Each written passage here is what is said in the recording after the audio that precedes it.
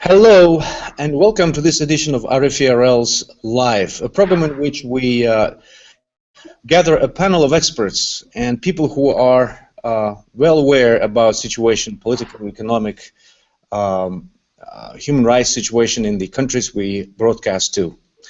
As well as we very often invite policymakers and other journalists and activists to see what's happening there and to make sure that we understand the processes taking place in the former Soviet Union, Iran, Afghanistan, Pakistan, and former Yugoslavia.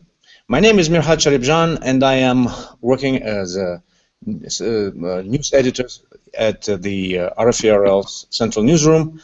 Every day I'm involved in covering the events happening in the former Soviet Union and the other countries I just mentioned. Today we're here to discuss the situation in Turkmenistan. The issue is of special importance to RFE, as our local correspondents have been facing very hard time there. They've been the subject of concerned campaign of harassment perpetrated by Turkmenistani authorities. Today, I'm very happy to have as our guest here Johan Beer, who is the head of Eastern Europe and Central Asia at Reporters Without Borders. He's joining us online. Hello. He graduated from Paris Sorbonne University in 2007 with a degree in international relations and has worked for humanitarian NGOs in Central Asia. We also have Dr. Luka Anchevsky, Director of Central Asian Studies at the University of Glasgow, also author of Turkmenistan Foreign Policy, Positive Neutrality and the Consolidation of the Turkmen Regime. Ruslan Matiyev is a journalist from Turkmenistan. We're very happy to have him here, somebody who can tell us exactly what's going on there. He's been living in Europe for some time. He heads the Alternative Turkmenistan News, ATN civic media initiative dedicated to bringing news from Turkmenistan to the outside world. And also, of course, we have Muhammad Tahir, a director of RFE's Turkmen service. He joined RFE in 2002 as an editor and broadcaster for the Turkmen service in Prague. Before that, he worked as a regional correspondent for IHA, Turkish television news agency in Islamabad and Kabul from 1999 to 2002. And as I said, I'm Mirhat Sharibjan, and I'm very happy that I'm able to speak to this expert today, our guests, and I'm very happy that I had this opportunity to speak about one of the Central Asian countries, because even though I very often talk and cover the events in the former Soviet Union, my most favorite issues are related to Central Asia, since I'm from Kazakhstan. Okay, Turkmenistan is known as one of the closest societies, the countries, not only in Central Asia, but probably in the world. And for many years, we just trying to find out, is it going to stop? Is it going to improve there? After the sudden death of Niyazov in 2006, when Berdimuhamedov came to power, Gurbanguly Berdimuhamedov, there was a hope that something is going to change. Something started changing, but the recent events showed us that situation is not changing so far. And my first question is to Muhammad. You, as a director of the RFE's Turkmen service, know better what's happening there. In the last several months, the situation faced by our correspondents there in Turkmenistan is getting worse. The latest events, latest problems faced by Mr. Nesep Kuliyev, our correspondent there, who had first disappeared and then it turned out he was jailed. Can you just give us other examples? What's happening there right now? Right. First, Mirhat, I will just go through some of the recent cases involving our reporters, as you mentioned. Sapar Mehmet Nefes Kuliyev, he went missing on July 7th this year. On July 28th, family was told by third sources that he is in custody. And then in August 31st, we understood that he was given 3 years. Again, the information is coming from his family, and they obtained that from third sources. So officials are not talking about him, about this case, but family is learning from third sources. And this is about one case, Sapar Mehmet Nefes Kulip. Then we have another reporter who was also taken by police escort from his home, put in a big hall in one of the provincial mayor's office, where representatives from all law enforcement agencies were there, even principal of school to which his kids would go to study was present, director of hospital from his district was there, and also member of the local council, elders council, or the parliament was also present in that meeting, and he was openly told by the authorities present in the hall, either he's going to stop working for Radio Free Europe or he will face jail terms. But remember, this is a man. This is a man.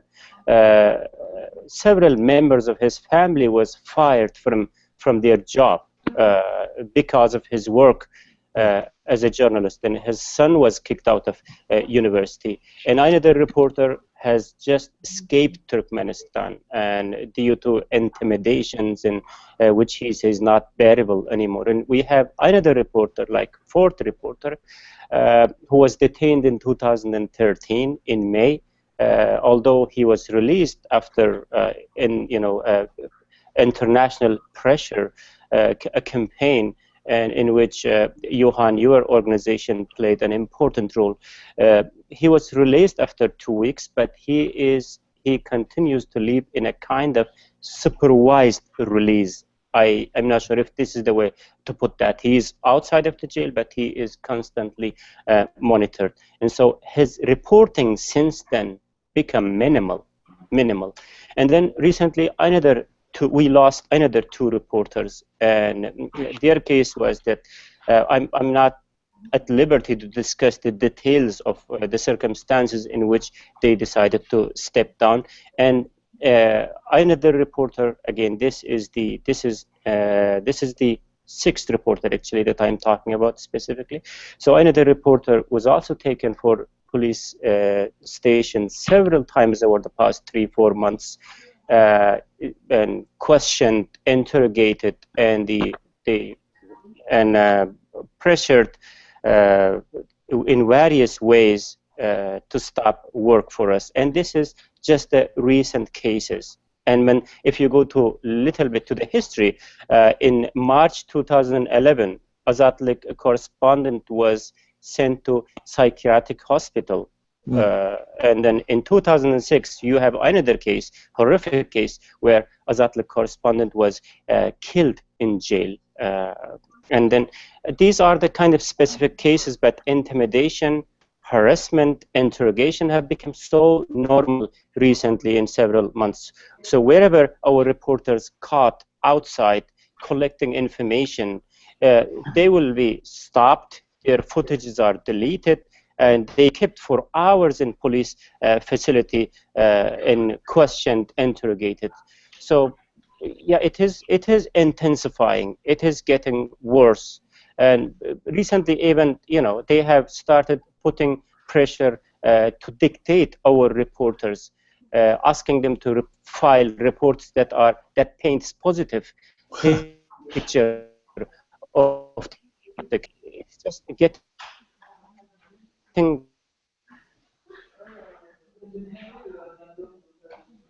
fast. So as soon as a reporter gets in trouble recently, some people start trolling. Some people start sending emails, disseminating information, discrediting those people. So it looks like that authorities are just in a systematic campaign of yes, against information recently. Yeah, Mohammed, I agree with all that, but it's not only, this is like, it looks like, for me, it looks like just in recent weeks or months, this all intensified. It's not only rights as a journalist or as a human being, all the rights are being abused, but also in case of Nefes Kuliyev, for instance, He disappeared, and his family learned about his whereabouts only several weeks after. This is complete violation of basic human rights. And my next question is to Johan Beer, as the head of Eastern Europe, Central Asia at Reporters Without Borders. Could you tell us what the organization does? Is the organization aware of every case of such case we are discussing now? And are there any results? Is Turkmenian officials are kind of eager to talk to organizations like yours? Thanks. To begin with, obviously we are not aware of all the cases. We are aware of most of RFE RL cases because we have you, and you are based abroad, and we talk on a very regular basis, and this way we are informed. And the same with the reporters of other foreign-based media outlets. But obviously in such a closed country as Turkmenistan, which ranks 178 out of 180 in our latest Press Freedom Index, and this is the case year after year, Turkmenistan is followed only by North Korea and Eritrea in terms of press freedom in the world. So in such a context, obviously, getting information is, for us, very, very challenging. So we assume that besides these cases, there are much more cases of abused reporters and bloggers in jail. We had a sense of it when an armed depot exploded in Abadan a couple of years ago. This was very interesting because it was documented by simple citizens via their mobile phones, and they documented what happened. It was a huge explosion which actually destroyed a large sector of the city, while the authorities long claimed that it was only fireworks. So thanks to these mobile devices and the progress of the internet access, this event was documented, including abroad. Images were put on the internet. But following this, the authorities quickly retaliated, interrogating dozens of simple citizens, bloggers, interrogating all the inhabitants of the quarter to check if they had any images on their mobile phones. And following this, one RFE-RL reporter was detained, but we can only assume that many others were detained as well among the anonymous people who simply documented this and put images online. So this is just to show that we are perfectly aware of the limits of the information we can get, unfortunately. But media such as RFE-RL and Alternative Turkmenistan News help, fortunately, with their networks and their local contacts in all the regions to challenge this information black hole. But this is a struggle. To come to the second aspect of your question, what do we do? Well, when we are informed of such a case, of course, the first thing is to discuss with you and the families, and to see what can help, what is the most efficient way. We tend, well, at first glance, of course, I would tell that the Turkmen authorities are not willing to talk with us. That's, well, obvious. But it seems, it has seemed over the past few years that they are not totally close to international pressure. So yes, we cannot directly talk to them, but they don't really like when human rights abuses are talked about during their official talks with third parties, with third countries, such as the US. And in the coming week, on the 15th, there is a high-level delegation coming from Turkmenistan to the US, led by the Foreign Minister Meredov. And to our eyes, this is a major opportunity to raise the case of Nepes-Kuliev and, in general, the abysmal records of Turkmenistan in terms of press freedom and human rights. We have seen in the past that when the authorities were under pressure, some results were achieved. Of course, it's always limited results, but it matters in the life of a man that the man is out of jail. So this is the kind of result that we can achieve, not only us, of course, but all together, and only when and if we are all together coordinated and working in the same spirit, which is fortunately what is the case now with Nepes-Kuliev's case. So to achieve more deeper change in Turkmenistan, obviously, is much more difficult. And to do this, of course, local dynamics are what matters. But in terms of international pressure, I believe that we can still achieve results, and this is worth informing the audience as you are doing. And every U.S. citizen should be aware of the upcoming visit of this high-level Turkmen delegation, and encourage the authorities to raise this issue. Oh, thank you very much. Let's hope that it will work. I just want to remind that this is the edition of our RLive program, and anyone can join us live on YouTube and join the conversation on Facebook or Twitter using hashtag RFE RLive, RFE RLive. My next question is to Ruslan. Ruslan Mitayev is a journalist from Turkmenistan who is residing in Europe right now, and he is the head of the Alternative Turkmenistan News, ATN, Civic Media Initiative. So we mentioned about the cases like Nepes-Kuliev's case, Muradov's case, other cases, mainly people or Turkmen citizens working for organizations like ours, probably only ours. But you, as a person from Turkmenistan, probably know more cases like that, and your organization, your activists probably and most likely are trying to bring the information about them to the outer world. If so, could you tell us something about it? Are there many people like Nepes-Kuliev and others we mentioned today facing this kind of problems? Plus, are they eager? Are they? Do they want their ordeal to be known by the outer world? Because we know that in many cases, especially in the former Soviet Union, especially in Central Asia and the Caucasus, many people just don't want to get involved in more problems only because they have relatives and other issues. Well, that's a very long and very good question. I would agree with Muhammad Tahir with the fact that the pressure on independent reporters in Turkmenistan is intensifying, unfortunately.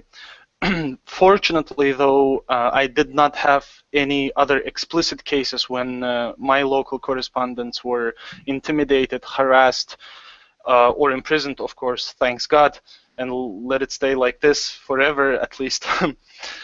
But this does not mean at the same time that there's no pressure on local people.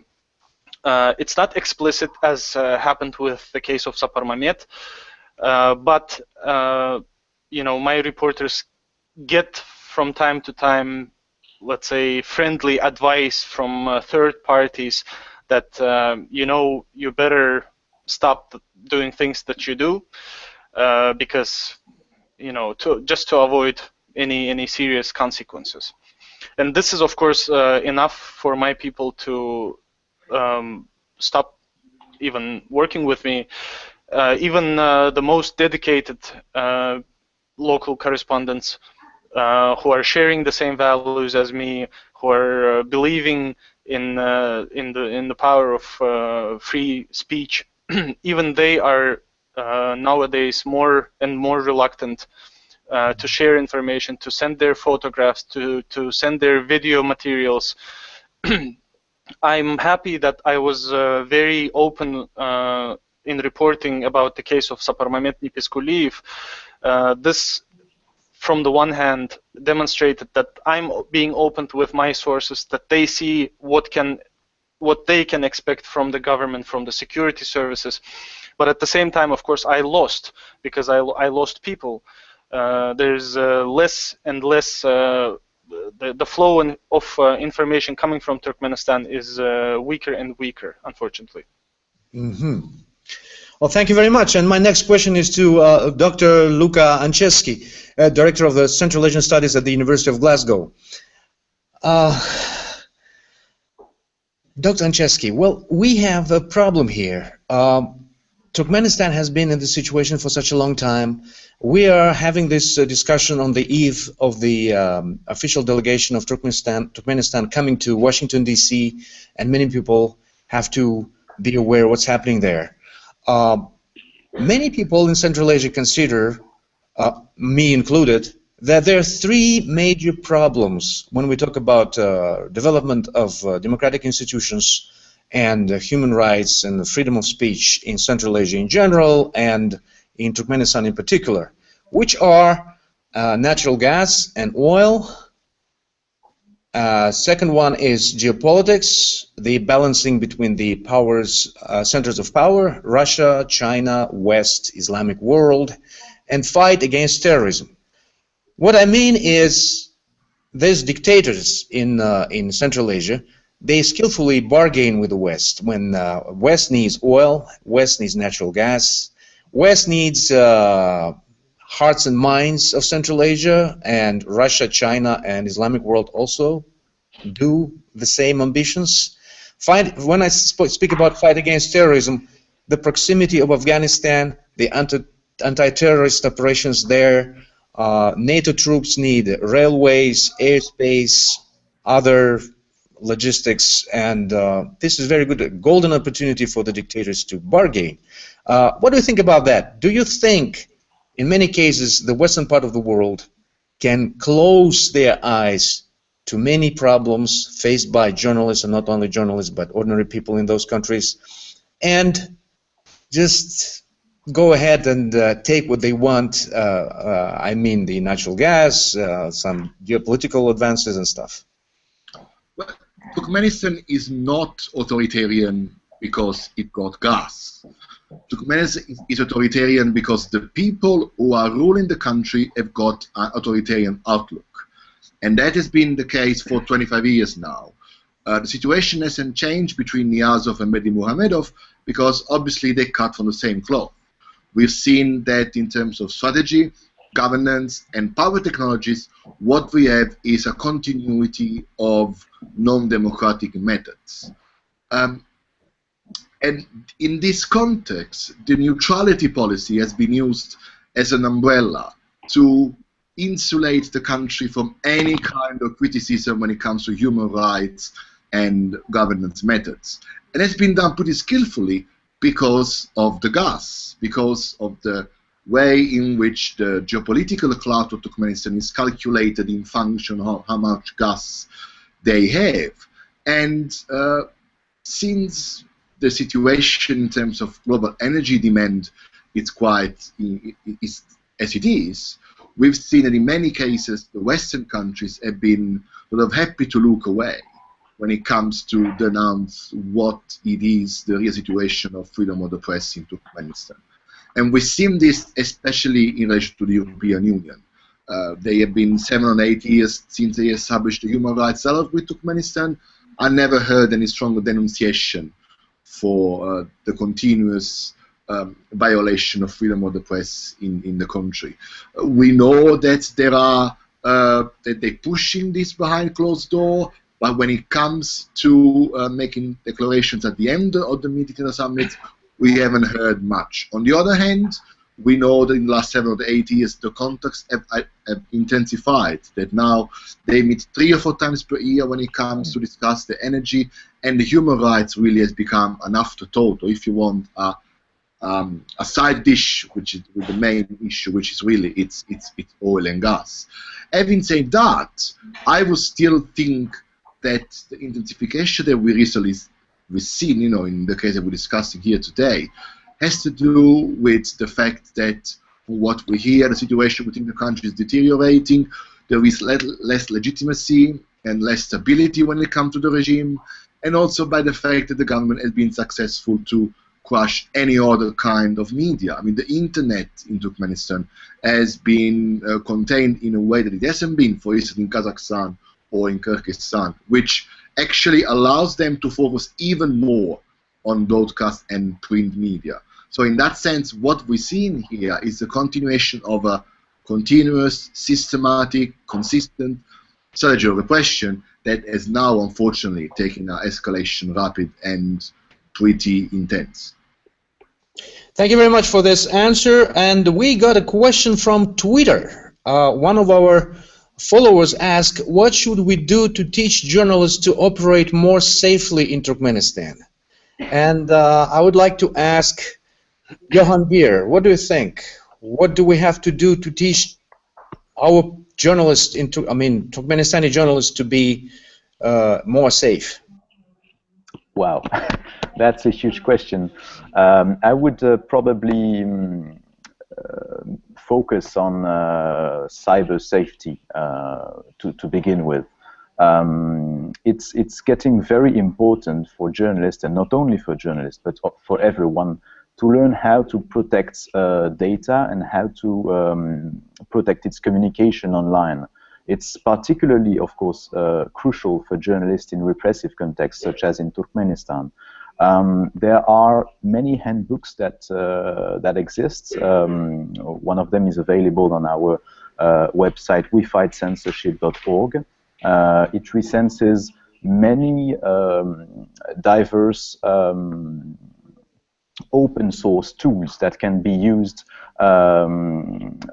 to circumvent censorship, so to access banned content, but also to protect one's own communications and sources.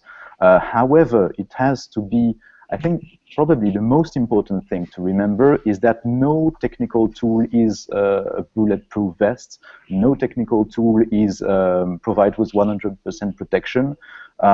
So very, I would say, good sense precautions need to be taken, as if journalists were spies operating in the middle of the Cold War. Unfortunately, this is something to be considered seriously. But however, really, some simple tools can already decrease the level of risks. It never fully protects you, so you have to be aware that with some sources you simply just don't talk through the internet as you do via phone, because in many countries of the former Soviet Union, people never lost the habit to avoid the phone discussions, because obviously phone is tapped. Yes. So things should be, well, the same habit should be taken to a lesser extent and applied to the internet. This is one very important protection, since, well, especially in Turkmenistan, authorities just don't operate within any legal framework, despite there is, interestingly, a law on media existing since 2013, and this was, well, a development, because since the independence there was no law on the media, and this sphere operated in a complete lack of legislative framework. So now, on the paper, journalists have rights and journalists have duties. So it is to some extent a progress, since we can call on the authorities to respect their own laws. But obviously, this is only on paper. This doesn't have any impact on reality, and quite the opposite, as everyone has stressed here. The situation keeps deteriorating, even with the best efforts of the authorities to try and look less ridiculous than the Niyazov regime. Mm. Okay, I just want to remind again that this is the edition of RFE Live, and anyone can join us live on YouTube and join the conversation on Facebook or Twitter using hashtag RFE Live, RFE. Okay, my next question will be about the... Oh, you want to say something? Sorry, please. Merkhat, I just want to, maybe it's a question or maybe remarks, but Johan, actually it goes to you. I mean, from our experience, we have seen, as much as you try, you cannot keep a journalist anonymous, secret, not noticed by the authorities. They find out about him or her just within a matter of weeks. Exactly. So if you make them to work, completely anonymous, when they gets in trouble, when the authorities find out about him or her, when they gets in trouble, isn't then we have an issue how to raise his or her difficult situation, because he or she was anonymous and he was not or she was not known in the press. So what kind of challenges we face by trying to keep them anonymous? Or again, the other question is it good to try to keep them anonymous? Mm-hmm. Well, it's a very complicated, of course, to answer this question, it's very hard. I remember when I first came to the United States in '93 and gave a lecture about situation in the Soviet Union, and I said to them that some miners in Kuzbas, in Karaganda, and in Ukraine, Donbass, were not able to get their salaries for about 6 months. In the end, many people ask me why they don't refer to their lawyers. So people don't understand the real situation there. So probably someone was asking this, he probably not completely and not to the end understands the situation there. It's very hard to be anonymous or to be safe in Turkmenistan because the country is completely authoritarian and everything is under control. So my next question will be about the situation in Afghanistan. We had a series of reports recently that there were some clashes along the Afghan-Turkmen border. There were some attacks against Turkmen border guards. Mohammed, do you think these incidents were reported in Turkmenistan, or the RFE Turkmen Service was the only source reporting about it? Mirhat, we were the only source reporting about that case, and we have not seen Turkmen media reporting, even when there was the coalition forces came to Afghanistan in 2001. There was no report in Turkmenistan even about that case.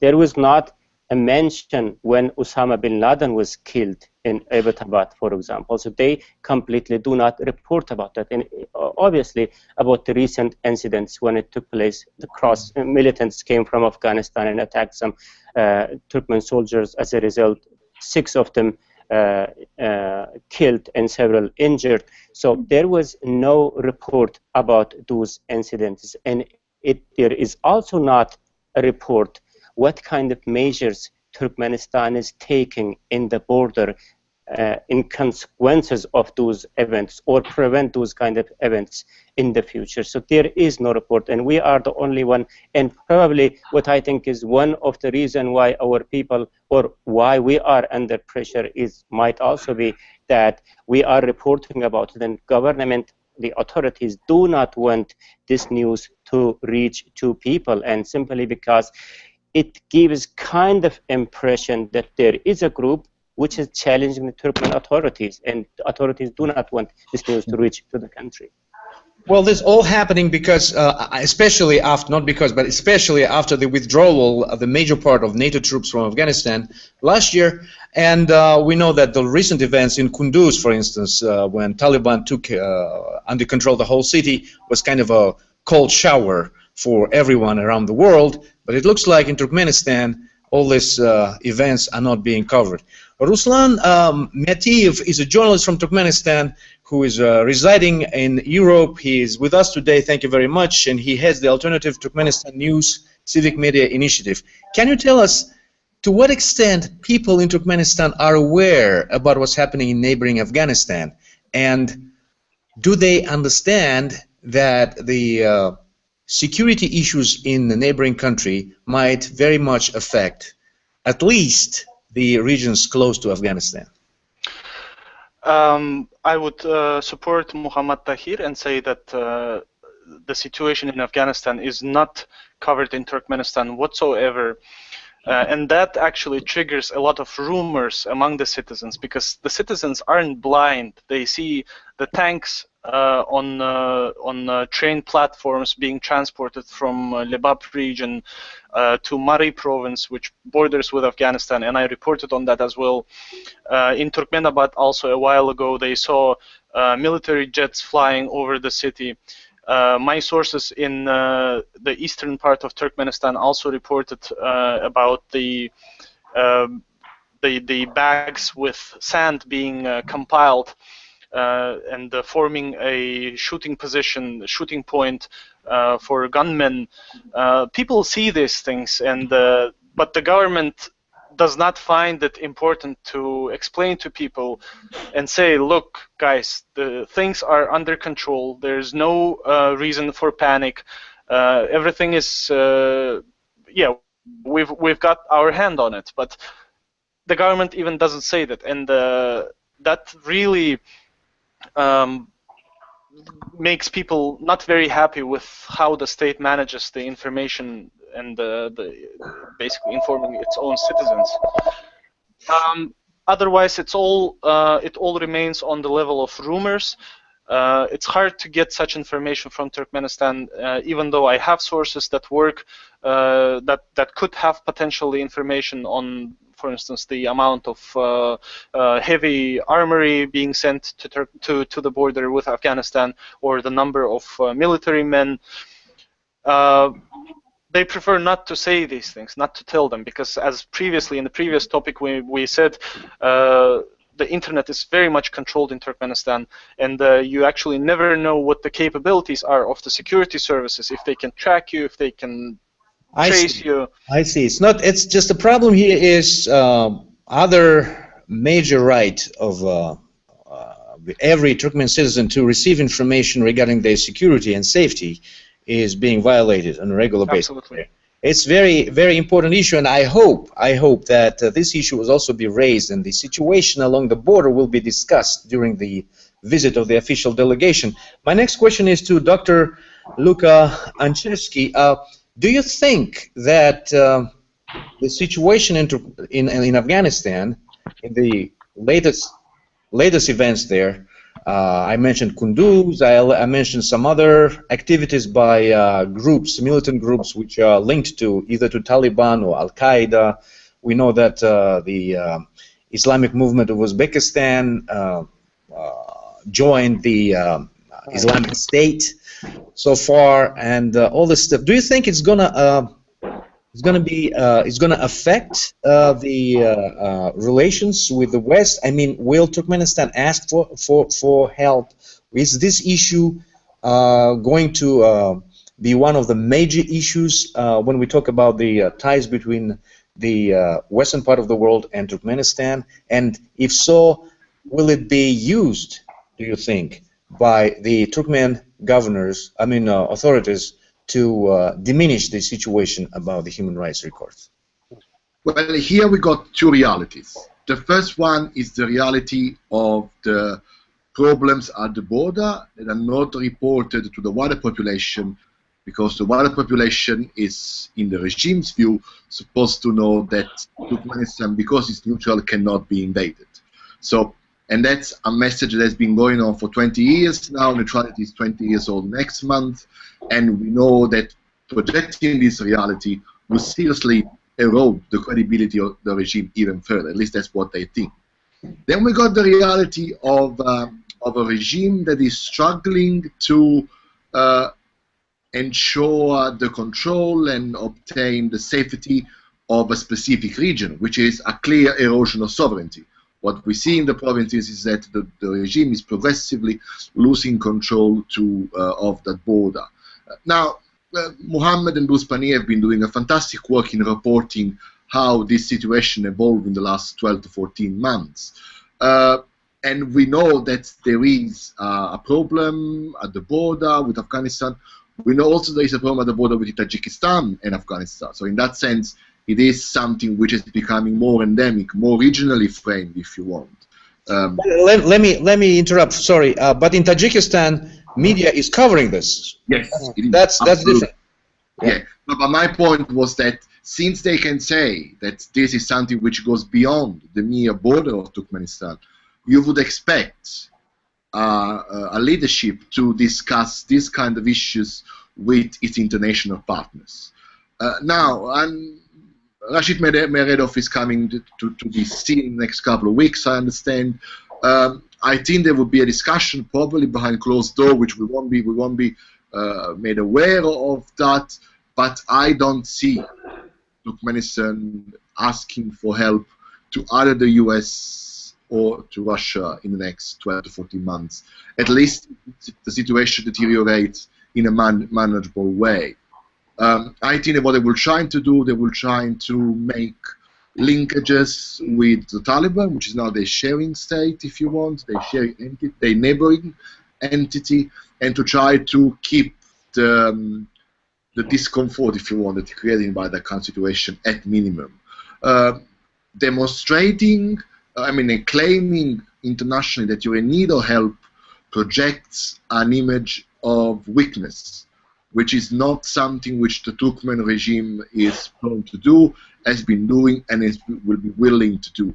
So I expect the situation to be discussed in private, maybe with the Western partners, but most likely with the Taliban, to try to open some discussion for, if not total pacification, but at least some sort of agreement on how much is tolerated. Because this is a big issue, and is something which, when it's summed up with the energy crisis they're having and with the economic problems that they're having, it starts to create a more comprehensive crisis for the regime, I reckon.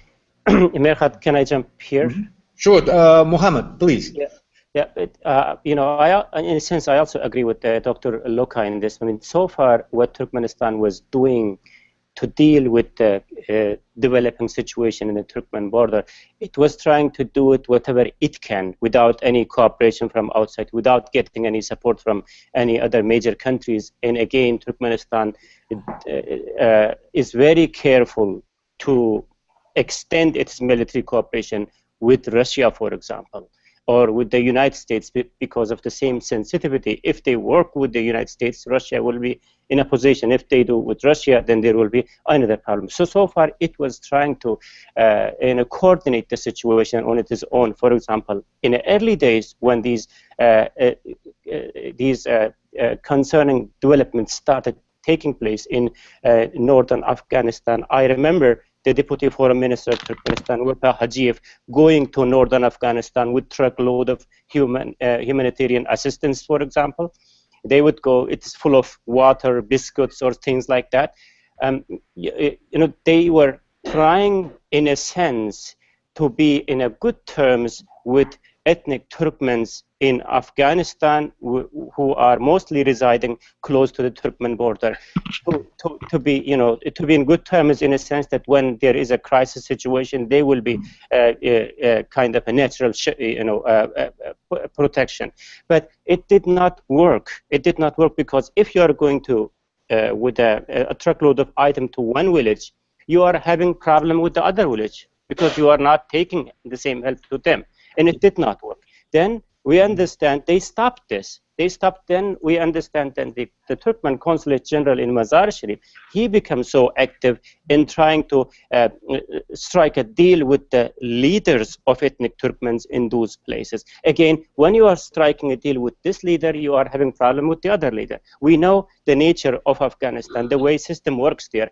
Each village has some issue with the other village. Each tribe has some other kind of issues with the other tribe. So if you are very much friendly with one, you are getting into trouble with the other one. And then none of them worked. Then what they did is, okay, let us forget about them. Fence the entire border.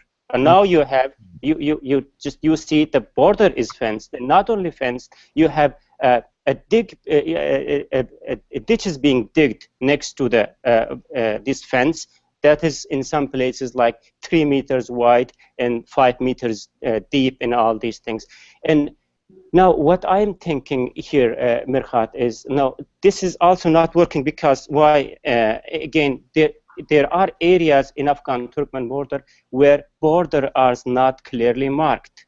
Now, if you are going to fence that, how it is going to work out? Like then you are fencing the border where the ownership of that place is questioned. Now, we have situation in some parts of Jowzjan province in Afghanistan where people were extremely unhappy what the Turkmenistan is doing with the border because they feel their lands are being grabbed in some cases by Turkmen authorities. Now, recently they came to protest against this in one district of Jowzjan province in front of mayor's office. There were like thousands of ethnic Afghan Turkmens protesting against Turkmenistan.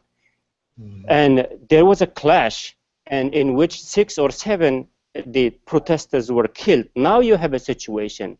Not only you are having, I'm talking from the Turkmenistan's point of view, not only you are having problem with the Taliban or the militants, you are also having problem with the local people, ordinary people, who in the normal cases would be your supporters because of the situation that I have mentioned. Now, these people are unhappy from Turkmenistan because of this land issue, and they are unhappy from the Afghan government because they feel their rights are not protected properly. Now, you have a third party to take advantage from this situation. I see this situation is even more complicated than we thought, and very, very thankful to you that you gave all this details. I even didn't know about this situation. But the thing is, the population in Turkmenistan had no opportunity, this golden opportunity which we have now, to discuss that and to know that and to be aware about all this. So my next question is to Johan Beer, the head of Eastern Europe and Central Asia at Reporters Without Borders.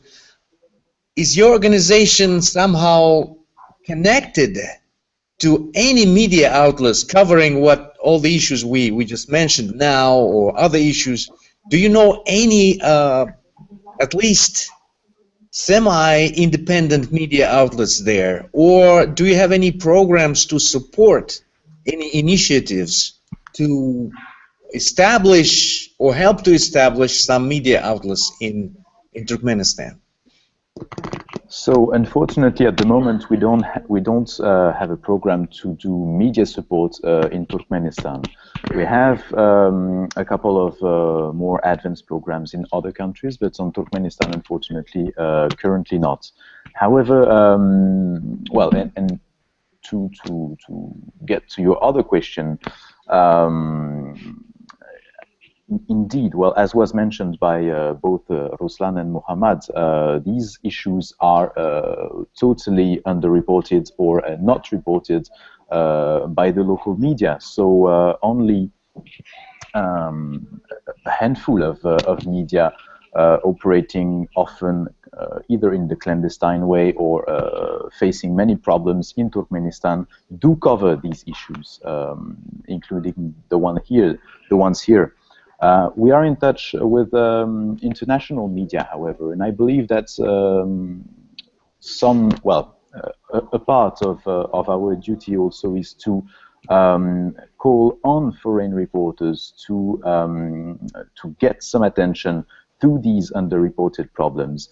And to add on the previous question on how do you protect journalists, I would add that it is also a duty for foreign journalists coming to Turkmenistan from time to time to also take great care in protecting their sources and protecting their contacts, because I don't doubt that your media outlets know perfectly how to do.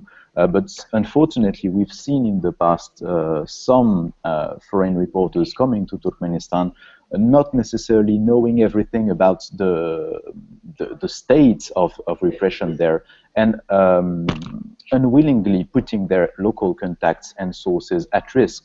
So I believe that some of our responsibility is both to call on the international press to cover these underreported topics, but also to take absolutely great care of their local sources and contacts, because this is a great source of risk as well. Okay, thank you very much. This is edition of RLive. We were focusing on situation in Turkmenistan, human rights, media, and the security issues, and this is being discussed just days before Turkmen official delegation is expected to Washington, D.C. and meet with the U.S. officials. And my next question is to Rustam Miatiev, who is a journalist from Turkmenistan, currently residing in Europe. You are heading the Alternative Turkmenistan News, ATN Civic Media Initiative. Do you know any other similar groups operating from abroad and involved in similar activities? And second question is, do you have feedback from Turkmenistan, from your country? Do you have any connection with journalists there? May I clarify the second question? What feedback on what?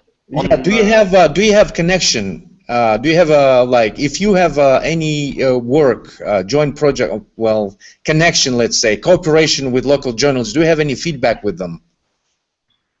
Well, regarding the first question, it's, of course, you probably know the Chronicles of Turkmenistan, and a human rights organization that is based outside Turkmenistan, but also has local correspondents inside the country. Not sure exactly what you mean by the second question. Well, what I mean, do you have any cooperation with Turkmen journalists in the country? Do you just get the information from them? You mentioned already that you lost many correspondents there, but still, do you have any connection with media outlets or journalists who want to cooperate with you? It's a difficult question. No, to say, well, to put it straightforward, no, because the ones that work with official media on TV stations or in newspapers, they are very tightly controlled. Their communication with the outside world, especially. So no, it's basically the civic journalists that feel the same, that share the same views. Okay, thank you very much, and I want to ask any potential followers to join us, if possible, on YouTube, or join our conversation on Facebook or Twitter using hashtag RFE RLive, RFE RLive. And my last question for all of you, you can say something, a couple of sentences, you can say a couple of chapters. The question is, when Berdimuhamedov came to power and Niyazov was gone, there was, I wouldn't say euphoria, but you know, Niyazov was even more like North Korean type guy, I would say. There was some hope. And if I look beyond the border, Kazakhstan, Uzbekistan, Russia, Moldova, anywhere in the former Soviet Union, there is some kind of a trend that people who talk about, let's say, corruption or the latest scandal in Russia online, when Dmitry Peskov, the President Vladimir Putin's spokesman, yeah, had a problem with his wedding, his watches, which cost, like, you know, several houses in the middle of Moscow, you know, all that stuff. People across the Soviet Union, they don't blame them, but they are envious to them. You know, many of them. And I have a feeling sometimes, maybe I'm wrong, that many people in all those countries, they would do the same when they come to power. But look what Berdimuhamedov was not that tough. He was tough, but not that tough in the beginning. But now we have a huge monument to him on a horse. Things are getting, you know, almost the same, you know, like it was during Niyazov, you know, the same monuments, you know. His name is now Arkadak. It was Turkmenbashi, the first one, Arkadak, the protector, the second one. Do you think that the societies also play a big role in all these things, that nothing is changing and everything is going in the same way? And just express what you think about it. We'll start with Muhammad.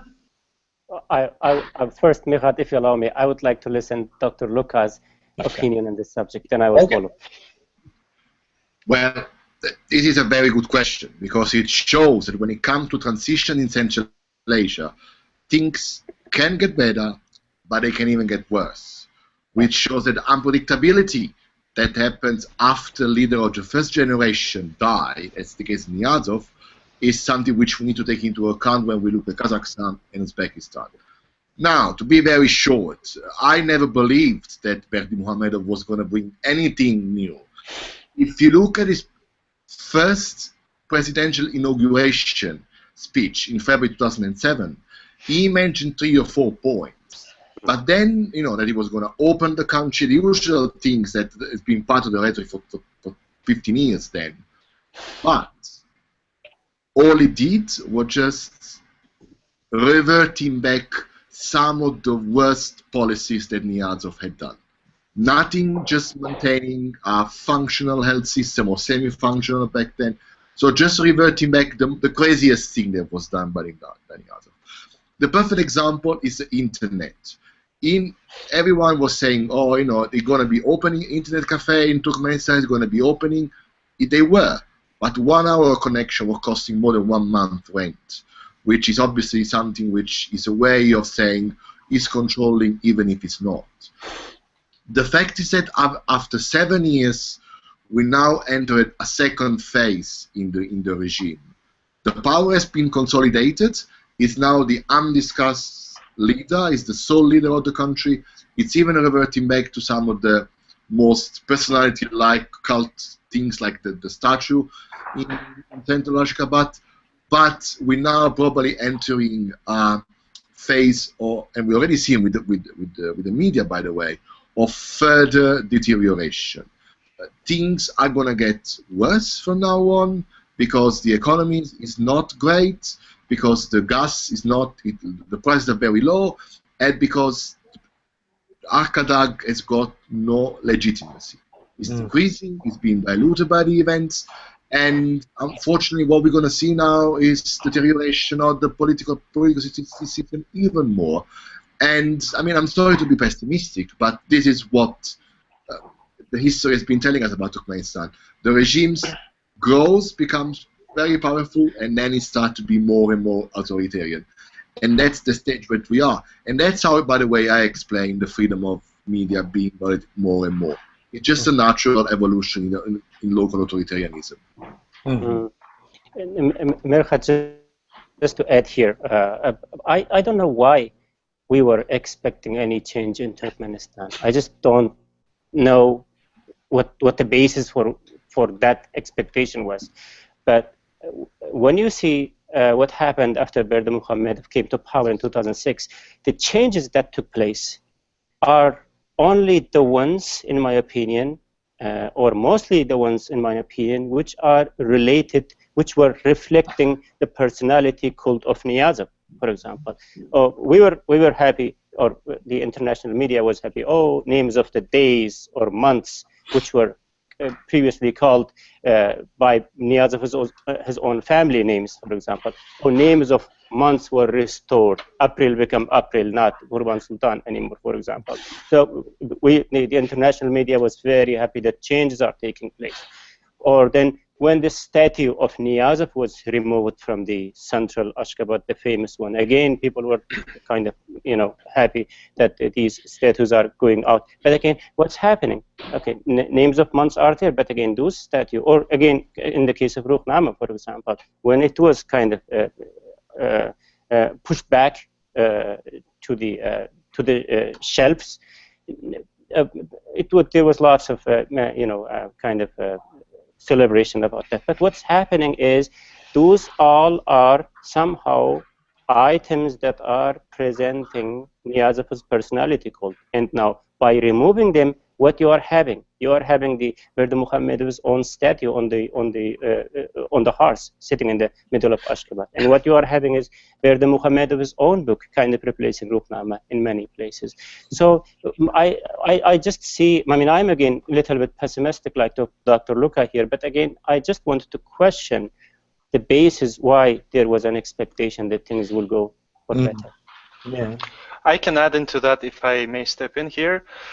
I think the I think Luca is not very pessimistic. He's actually realistic, because indeed, in the first few months when Berdimuhamedov started to be a president, started to work as president, there was some feeling that things might actually improve a little bit because of his promises, as was mentioned already, because of that TV commercial on Euronews, "Welcome to Turkmenistan." You know, people thought, okay, yes, finally the borders are going to be opened and the people will have free traveling.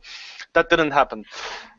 In fact, I don't agree with the notion that Sapar Murat Niyazov was like Stalin, you know, was a hard man ruler.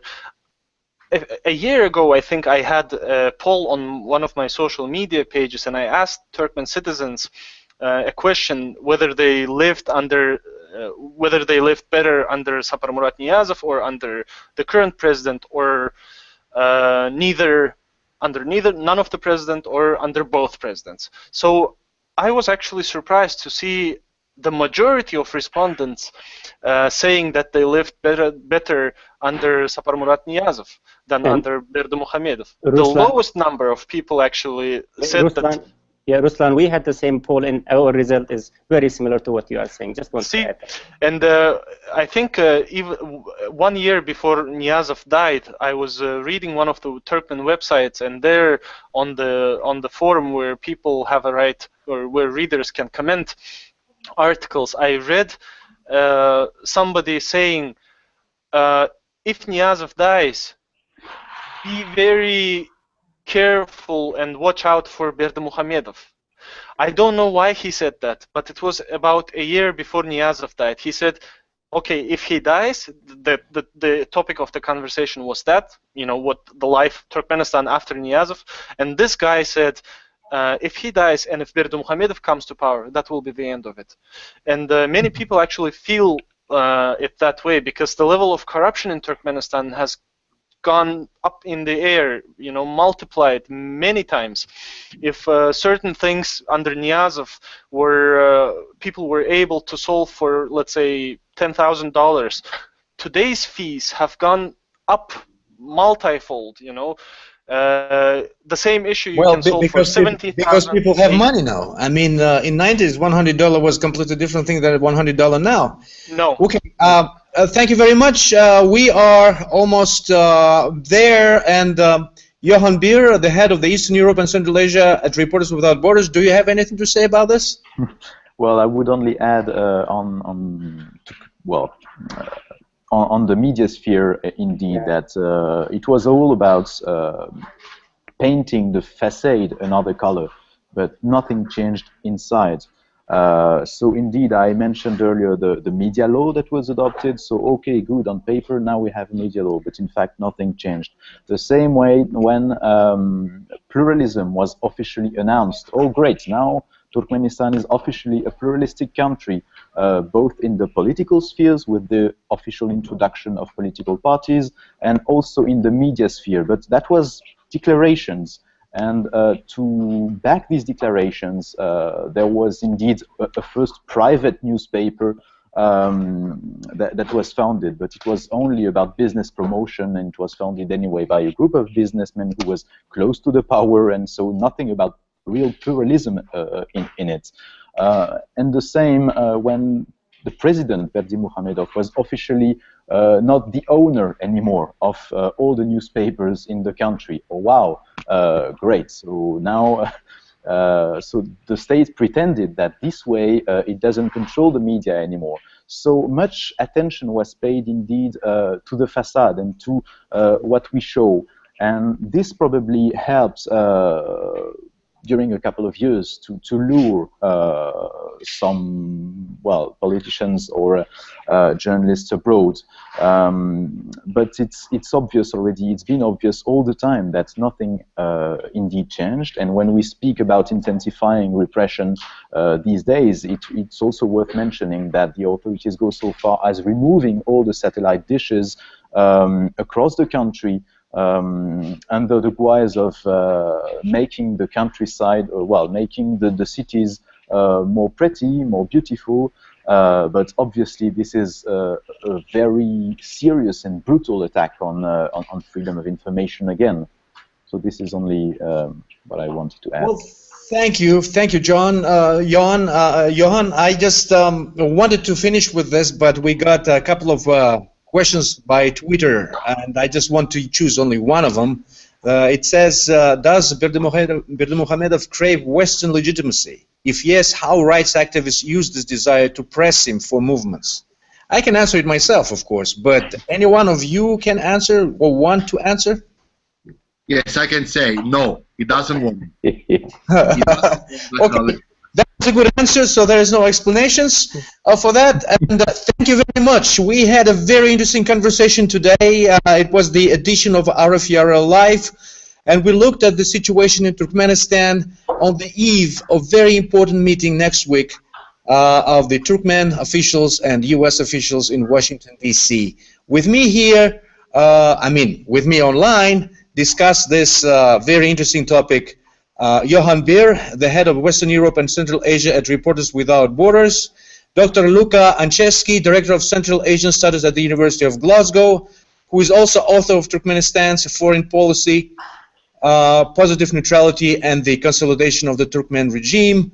And we were very happy to have Ruslan Miatiev, who is a journalist from Turkmenistan, who is currently residing in Europe. He heads the Alternative Turkmenistan News ATN Civic Media Initiative, dedicated to bringing news from Turkmenistan to the outer world. And of course, we had my colleague with whom we are fighting every day to bring democracy and human rights to Central Asia, my dear friend, Mohammed Tahir, RFRL's Turkmen Service Director. Thank you very much all, and I'm very thankful to everyone who followed us on Twitter and on Facebook and on YouTube. Goodbye. See you next time.